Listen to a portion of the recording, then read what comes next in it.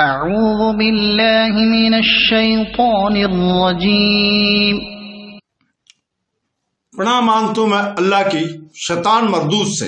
بسم اللہ الرحمن الرحیم۔ شروع کرتا ہوں اللہ کے پاک نام سے جو بہت بڑا مہربان نہایت رحم والا ہے۔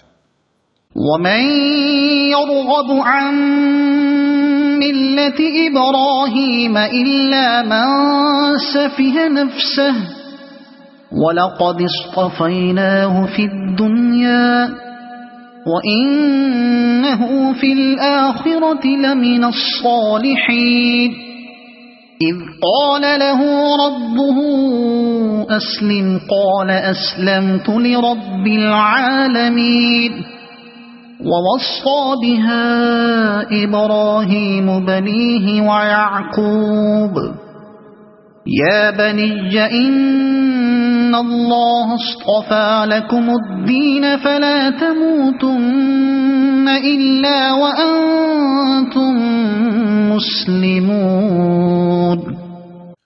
دین ابراہیم سے وہی بے رغبتی کرے گا جو محض بیوقوف ہو۔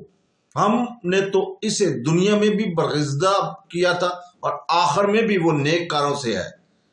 جب کبھی بھی انہیں ان کے رب نے کہا مان لے، انہوں نے کہا میں نے رب العالمین کی مان لی۔ اس کی وصیت ابراہیم اور یعقوب نے اپنی اولاد کو کی کہ ہمارے بچوں، اللہ تعالیٰ نے تمہارے لیے اس دین کو پسند فرما لیا، خبردار تم مسلمان ہی مرنا۔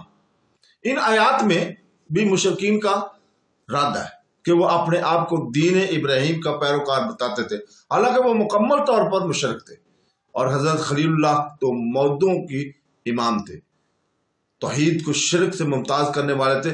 عمر بھر میں ایک آنکھ چھپنے کے برابر بھی رب کے ساتھ کسی کو شریک نہیں کیا، بلکہ ہر مشرک سے اور ہر قسم کے شرک سے ان سب سے بیزار تھے۔ اسی پر قوم سے الگ ہوئے، وطن چھوڑا، بلکہ باپ تک کی مخالفت کی اور پرواہ نہ کی، اور صاف کہہ دیا کہ میں بیزار ہوں اس چیز سے جسے تم شریک کرتے ہو۔ میں نے تو یکسو ہو کر اپنی تمام تر توجہ اس پاک ذات کی طرف کر دی ہے جس نے زمین اور آسمان کو پیدا کیا ہے، میں شرک کرنے والوں میں سے نہیں۔ اور جگہ ہے کہ ابراہیم علیہ السلام نے اپنے باپ سے اور اپنی قوم سے صاف کہہ دیا کہ میں تمہارے معبودوں سے بری ہوں، میں تو اپنے خالق ہی کا گرویدہ ہوں، وہی مجھے راہ راست دکھائے گا۔ اور ایک جگہ پر ہے کہ ابراہیم علیہ السلام اپنے والد کے لیے بھی صرف ایک وعدے کی بنا پر استغفار کرتے تھے، لیکن جب انہیں معلوم ہوا کہ وہ اللہ کا دشمن ہے تو اس سے بیزار ہو گئے۔ ابراہیم علیہ السلام بڑے ہی رجوع کرنے والے اور بردبار تھے۔ اور جگہ پہ ہے کہ ابراہیم علیہ السلام مخلص اور متی امت تھے، مشرک ہرگز نہ تھے، رب کی نعمتوں کے شکر گزار تھے، اللہ تعالیٰ کی پسندیدہ تھے اور راہ راست پر لگے ہوئے تھے، دنیا کے اچھے لوگوں میں سے تھے اور آخرت میں بھی صالح لوگوں میں ہوں گے۔ ان آیات کی طرح یہاں بھی فرمایا کہ اپنی جانوں پر ظلم کرنے والے بے تدبیر اور گمراہ لوگ ہی ملت ابراہیمی کو ترک کرتے ہیں، کیونکہ حضرت ابراہیم علیہ السلام کو اللہ تعالیٰ نے ہدایت کے لیے چن لیا تھا اور بچپن ہی سے توفیق حق دے رکھی تھی۔ خلیل جیسا کہ معزز خطاب انہی کو دیا تھا، آخرت میں بھی سعد بخت لوگوں میں ہوں گے۔ ان کے مسلک اور ملت کو چھوڑ کر ضلالت اور گمراہی میں پڑنے والے سے زیادہ بیوقوف اور ظالم اور کون ہوگا۔ اس آیت میں یہودیوں کا بھی رد ہے، جیسے اور جگہ پہ فرمایا ہے کہ ابراہیم علیہ السلام نہ تو یہودی تھے، نہ نصرانی، نہ مشرک، بلکہ مود مسلمان اور مخلص تھے۔ ان کے قریب وہی ہیں جو ان کی مانے، اور یہ نبی اور ایماندار اللہ بھی مومنوں کا ولی ہے۔ جب کبھی اللہ فرماتا کہ یہ مان لو، جو جواب دیتے کہ اے رب العالمین میں نے مان لیا۔ اسی ملت اور وحدانیت کی وصیت ابراہیم اور یعقوب نے اپنی اولاد کو دی۔ ملت سے مراد اسلام اور کلمہ سے مراد، دیکھیے ان کے دل میں اسلام کی کس قدر محبت اور عزت تھی کہ خود بھی اس پر مدت عمر ہے، اپنی اولاد کو بھی اس کی وصیت کی، جیسے اور جگہ پر فرمایا کہ ہم نے اسے ان کی اولاد میں بھی باقی رکھا۔ بعض سلف نے وہ یعقوب بھی پڑھا ہے تو بنیا پر عطف ہوگا، اور مطلب یہ ہوگا کہ خلیل اللہ علیہ السلام نے اپنی اولاد کو اور اولاد کی اولاد میں سے حضرت یعقوب علیہ السلام کو جو اس وقت موجود تھے دین اسلام کی استقامت کی وصیت کی. کشیری رحمۃ اللہ علیہ کہتے ہیں کہ حضرت یعقوب علیہ السلام حضرت ابراہیم علیہ السلام کے انتقال کے بعد پیدا ہوئے تھے، لیکن یہ صرف دعویٰ ہے جس پر کوئی صحیح دلیل نہیں، بلکہ بظاہر یہ معلوم ہوتا ہے کہ حضرت یعقوب علیہ السلام اسحاق علیہ السلام کے ہاں حضرت ابراہیم علیہ السلام کی زندگی میں پیدا ہوئے تھے، کیونکہ قرآن پاک کی آیت میں ہے کہ یعنی ہم نے ان اسحاق کی اور اسحاق کے پیچھے یعقوب علیہ السلام کی خوشخبری دی، اور اس کا نسب حفظ کا ہٹا کر بھی پڑھا گیا.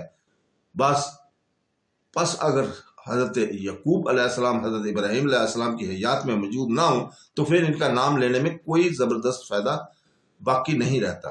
سورہ عنکبوت میں بھی ہے کہ ہم نے ابراہیم علیہ السلام کو اسحاق حضرت یعقوب علیہ عطا فرمائے اور اس کی اولاد میں ہم نے نبوت اور خطاب دی، اور آیت میں ہے کہ ہم نے اسے اسحاق علیہ السلام اور یعقوب علیہ السلام زید عطا فرمایا. ان سے معلوم ہوتا ہے کہ حضرت یعقوب علیہ السلام حضرت ابراہیم علیہ السلام کی زندگی میں ہی تھے. اگلی کتابوں میں بھی ہے کہ وہ بیت اللہ میں آئیں گے. حضرت ابو ذر رضی اللہ تعالیٰ عنہ ایک مرتبہ پوچھتے ہیں، یا رسول اللہ کون سی مسجد پہلے تعمیر کی گئی؟ آپ صلی اللہ علیہ وسلم فرمایا مسجد حرام. پوچھا پھر؟ فرمایا مسجد بیت المقدس. میں نے کہا دونوں کے درمیان کس قدر مدت تھی؟ فرمایا 40 سال. ابن حبان رحمۃ اللہ علیہ نے کہا ہے کہ حضرت ابراہیم اور حضرت سلیمان علیہ السلام کے درمیان کے فاصلے کا یہ بیان ہے، حالانکہ یہ قول بالکل مخالف ہے. ان دونوں انبیاء کے درمیان تو ہزاروں سال کی مدت تھی، بلکہ مطلب حدیث کا کچھ اور ہی ہے. اور شاہ زمان حضرت سلیمان علیہ السلام اور رحمان تو اس کی مرمت کرائی تھی. اسی طرح حضرت یعقوب علیہ السلام نے بھی وصیت کی تھی، جس کا ذکر بھی آگے آ رہا ہے. وصیت اس امر کی ہوئی ہے کہ زندگی میں احسان والے رہو تاکہ موت بھی اس پر آئے. عموماً انسان زندگی میں جس چیز پر رہتا ہے اسی پر موت بھی آتی ہے، اور جس پر مرتا ہے اسی پر اٹھے گا. اللہ کی عادت اسی طرح ہے کہ بھلائی کی کسر کرنے والے کو بھلائی کی توفیق بھی دی جاتی ہے، بھلائی اس پر آسان بھی کر دی جاتی ہے، اور اسے ثابت قدم بھی رکھا جاتا ہے. کوئی شک نہیں کہ حدیث میں یہ بھی آیا ہے کہ انسان جنتیوں کے کام کرتے کرتے جنت سے ایک ہاتھ دور رہ جاتا ہے، اس کی تقدیر غالب آ جاتی ہے اور جہنمیوں کے کام کر کے جہنمی مان جاتا ہے، اور کبھی اس کی خلاف بھی ہوتا ہے. لیکن اس سے مطلب یہ ہے کہ یہ کام اچھے یا برے ظاہری طور پر ہوتے ہیں، حقیقی طور پر نہیں. چنانچہ بعض روایت میں یہ لفظ بھی ہے کہ قرآن کہتا ہے سخاوت، تقوی اور لا الہ الا اللہ کی تصدیق کرنے والے کے لیے ہم آسانی کا راستہ آسان کر دیتے، اور بخل اور بے پرواہی اور بھلی بات کی تکذیب کرنے والوں کے لیے ہم سختی کی راہ آسان کر دیتے ہیں.